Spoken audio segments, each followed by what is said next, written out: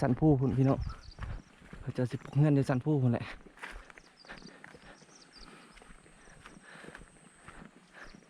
โอ้ก่อนสิไปเห็นบ่สุภาพสิให้พี่น้องเบิ่งทุ่งไร่ทุ่งนาพี่น้องทุ่งไร่ทุ่งนาสาวดอยก็ถือว่าฝนตกมาเริ่มมีน้ำมาแล้วต้นไม้ก็เริ่มเขียวมาแล้วเริ่มนาเบิ่งมาแล้วพี่น้องเอ้ยพี่น้องบนบ่าวสุภาพย่างมาหนุ่ยพี่น้องเห็นพวกเขียวๆคุณบ่คุณแหละทางรถพี่น้องที่ว่าเขาย่างมาเมื่อกี้นี่เนาะเพื่อสิย่างมึงฮอดพี่กับพูดเถอะพี่น้องพอ30 นาทีตามวาดพี่น้องเอ้ยโอ้คือสิฮอดแล้วนี่ในที่สุดเขาฮอดแล้วพี่น้องป้าเป็นเฮือนหลังนึงเลยเขาเจออยู่แบบนี้เลยโอ้โหคักพี่น้องนี่โอ้เป็นเฮือนเลยเนาะ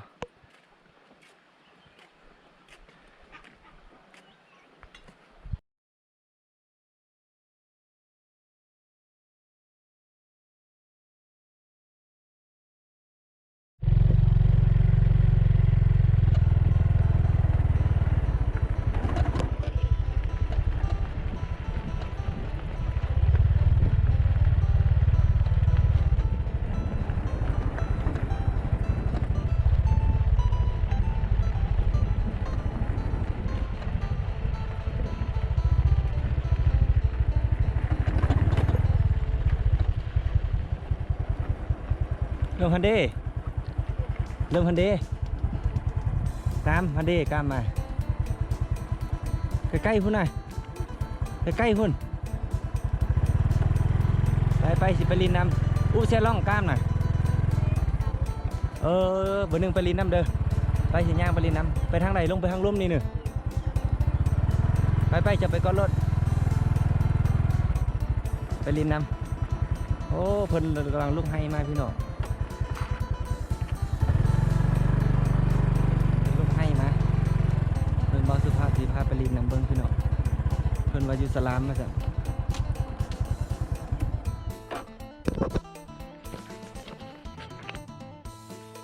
พี่น้องเพิ่นมากำลังลุกสลามมาสั่นเบิ้งเฮาสิพาพี่น้องไปเยี่ยมส้มเขาเจ้าพี่น้องเอ้ยโอ้บนทางไปสลามเขาเจ้าพี่น้องเขาเจ้าลุกให้มาว่าสั่นให้หูสวดมาทางไปสลามก็สิประมาณนี้นะพี่น้องเอ้ยภาพประยักษ์อาจสิมืดๆได้ในนึงเด้อพี่น้องเดือนนี้ถือว่าตะเว้นกันใกล้สิตกแล้วพี่น้องอาจจะสิบอยากงามกับขอไฟพี่น้องหลายๆเนาะอะไรพี่น้องตามสไตล์บ่าวสุภาพเลยพี่น้องมาเลาะให้เราส่วนมาเลาะเบิ้งวิถีชีวิตของเขาเจ้าพี่น้องสินพามาอูมาล้มเขาเจ้าว่าเขาเจ้าอยู่นะได้กินนะได้เนาะในแผนการลงชีวิตของสาวดอยเฮาเบิ้งแต่ละบ้านแต่ละคงเคสก็อาจจะบุคือกันพี่น้องทางแบบสิบุมาแบบนี้พี่น้องยังเติบได้ในนึงเลยพี่น้องเลยโอ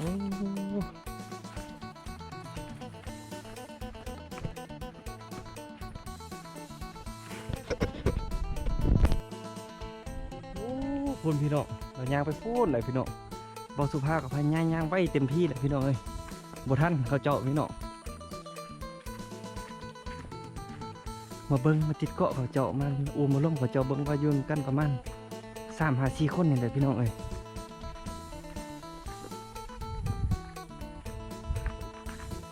โอ้พอบาสุภาพก็ถือว่าบาสุภาพคนนึงเหลือย่างไว้พี่น้องยังบ่ทันเขาเจ้าอีก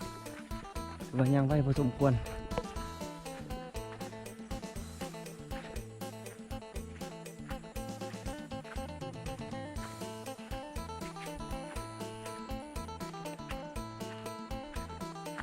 อุ๊บเส้นทางมากอะยักษ์ลำบากธุระกันด้านแดงนะพี่น้องเอ้ยอันนี้แหละชีวิตสาวดอยพี่น้องมือกองกับมือกองสาวดอยพี่น้องเอ้ยมือติดเกาะสาวดอยกับยักษ์มาทางยุงทางยากแล้วนี่เลยพี่น้องเอ้ยอันนั้นได้กระย่างมือหนีบ่าวสุภาพพาลุยพี่น้องมือสิย่างผมไปพูดคนเนี่ยเขาเจ้าสิยูสันพูคุณพี่น้องเขาเจ้าสิเงื่อนในสันพูคนเนี่ย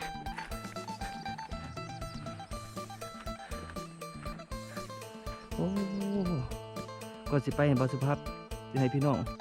เบิ่งทุ่งไร่ทุ่งนาพี่น้องทุ่งไร่ทุ่งนาสาวดอยก็ถือว่าฝนตกมาเริ่มมีน้ำมาแล้วต้นไม้ก็เริ่มเขียวมาแล้วเริ่มนาเบิ่งมาแล้วพี่น้องเอ้ย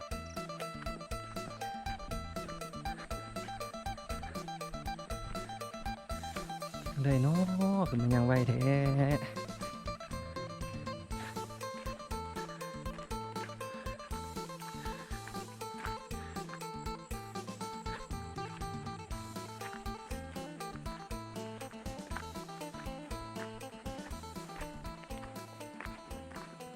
โอ้ยามมื้อนี้ก็เอาได้พี่น้องเมื่อยได้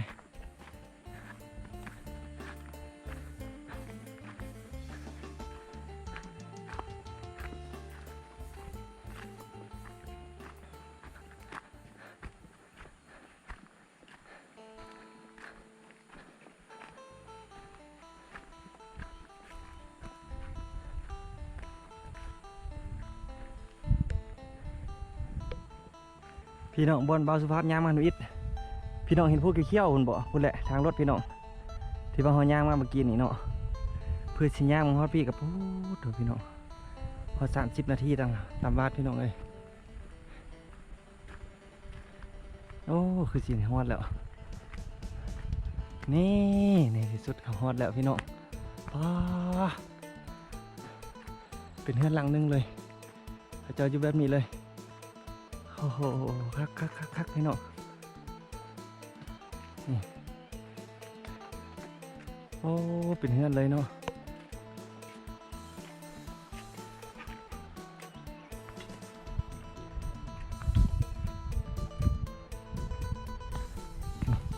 เขาเจ้าเลี้ยงเป็ดเลี้ยงไก่ไล่หน่อยแต่เบิ้งไปเสร็จแล้วเฮ็ดยังอยู่แองสิบะโอ้เบิ่งไม่เท่ามาเลาะลิ้นมาผู้เดียวมาล่องโอ้มาเลาะไทยฮูบลิ้นไทยฮูบมาพี่ให้น้องเบิ่งยืนกันจักคนยืนกัน7 คนโอ้เริ่มขุดห้องน้ำแล้วเนาะเริ่มเฮ็ดหน้าแล้วเนาะมาแอวลิ้นโอ้มาเลาะไทยฮูบให้พี่ให้น้องเบิ่งเขาเจ้าสิเริ่มขุดห้องน้ำไหลเวลาฝนตกให้น้ำไหลต้องไปหน้าผมพี่น้องถือว่ายามนี้ไก่สีฮอดเฮ็ดไก่สีฮอดยามหน้าเลยเนาะพี่น้องถือว่าเขาเจ้ามากำลังมาขุดห้องไว้เมื่อเวลาฝนตกแล้วสีอาศัยน้ำฝนเนาะจากห้องนี่ไหลไปหานาพี่น้องนาเขาเจ้าก็สิยืลุ่มหมดเลยพี่น้องเลยเอาบาสุภาพสิพามารีวิวเงื่อนเขาเจาะพี่น้องโอ้เขาเจาะอยู่กันกำลังไงประมาณ7 คนพี่น้องบาสุภาพคิดว่า3 คนเขาเจาะอยู่กัน7 คนพี่น้องเลย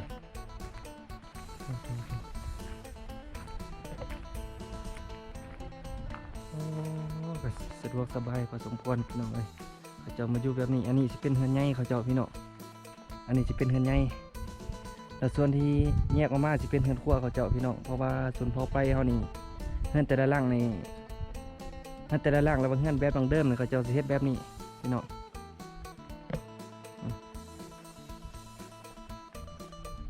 บอสุภาพสิให้เบิ่งขาวๆกันนะพี่น้องอาจจะน้อยบอสุภาพสิพาไปทางในพุ่นถ้าเจ้าของเขาเจาะเฮ็ดเวียกมาก่อนพี่น้องเอ้ยพามาเยี่ยมมายามเบิ่งโอ้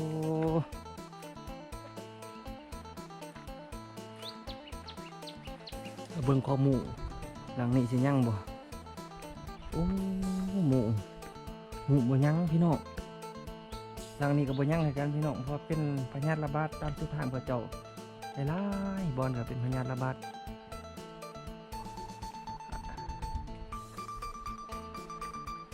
อันนี้จะเป็นฟืนเขาเจ้าพี่น้องกักตุ้นไว้เวลายามฝนเนาะยามฝนสิตกหลายเขาเจ้าสิออกห้องเงินบ่ได้เนาะเวลาไปซอกฟืนก็สิยุ่งสิยาก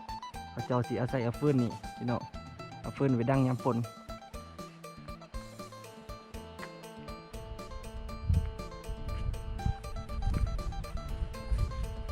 โอ้มังหงกันซุกเต็มเลยพี่น้องเลยมีไผ่กินเนาะอันนั้นจะเป็นโซนที่ว่าพวกเขาเจ้าเลี้ยงสัตว์เนาะพี่น้อง ส่วนเขาเจ้าเลี้ยงสัตว์เขาเจ้าสิเลี้ยงเป็ดเลี้ยงไก่เอาไว้โซนนี้พี่น้องเอาไว้ในโซนนี้แต่ส่วนโซนนี้พี่น้องโซนนี้สิเป็นเราเขาเจ้าพี่น้องนี่นั่นสิเป็นเราเขาเนาะแล้วเขาสิเป็นเราเขาใหญ่พี่น้องเขาเจ้าสิเฮ็ดแบบนี้เลยพี่น้องเลย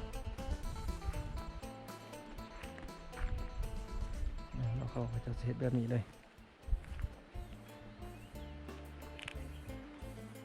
แล้วเขานี่เขาเจ้าสิไว้ในเนี่ยมดเฉพาะเจ้านี่พี่น้องเพราะว่าฮีทเขาเจ้านี่สิยังคือเก่าอยู่พี่น้องเลย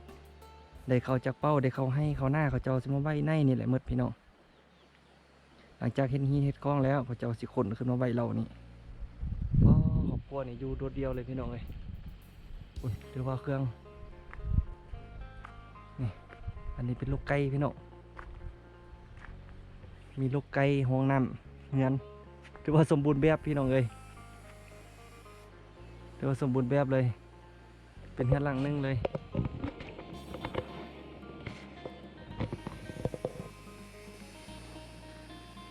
มาเดินทางเจ้าของพระเจ้ามาแล้วบ่สุภาพสิพาไปเยี่ยมส้มเบิ่งเขาเจ้าทางในพุ่นเนาะโอ้จะน้อยนะมาบ่สุภาพสิมาซื้อทานเบิ่งว่าเขาเจ้าอยู่จังใดมาจังใดคือมาอยู่โดดเดียวอยู่กลางป่ากลางดอยพี่น้องเลย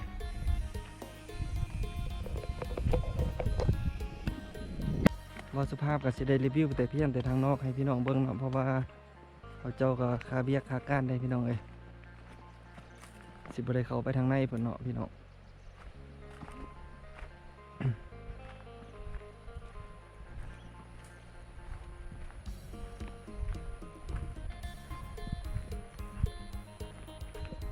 คลิปนี้ก็สิบ่ค่อยมีสาระปานใดพี่น้องมีแต่สิให้พี่น้องเบิ่ง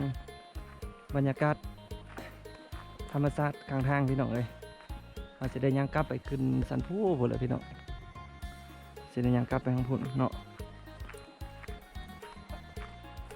ถ้าพี่น้องย่างกลับย่างมาแล้วก็ย่างกลับพี่น้องเลย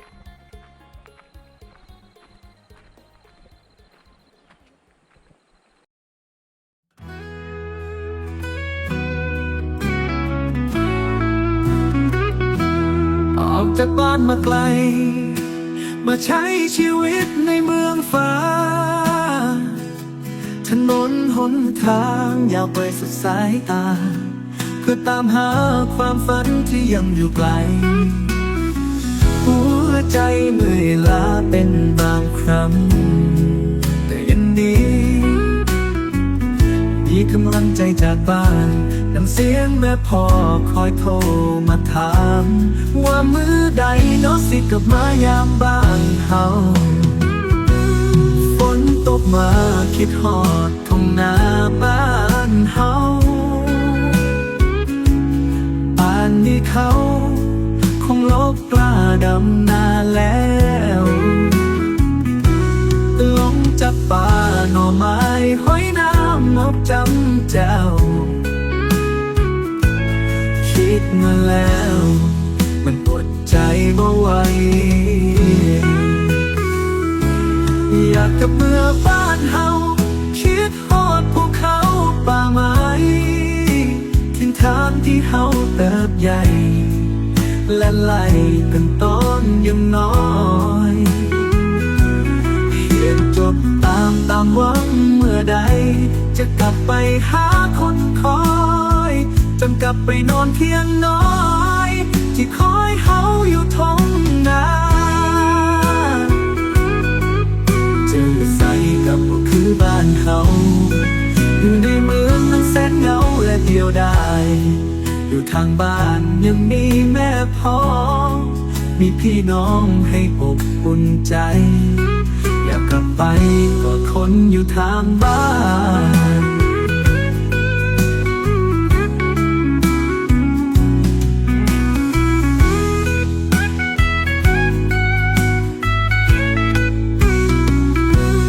ฝนตกมาคิดฮอดทุ่งนาบ้านเฮา